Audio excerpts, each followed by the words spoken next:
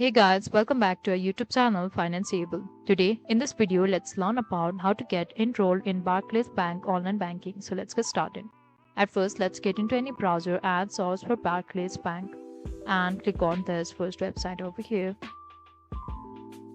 Now over here, we can see this option called register now. So let's tap on this.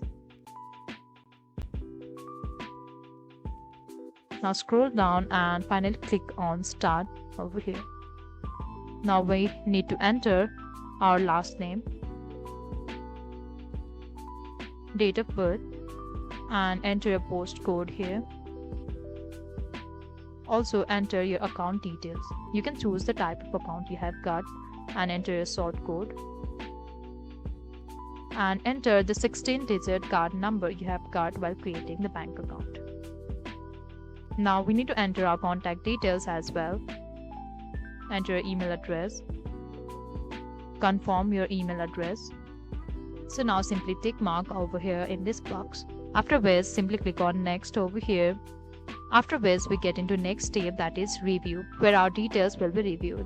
After which, our online banking will finally be created. So this is all we can do to get enrolled in Barclays online banking. I hope you liked the video. Please do like and subscribe. Thanks for watching.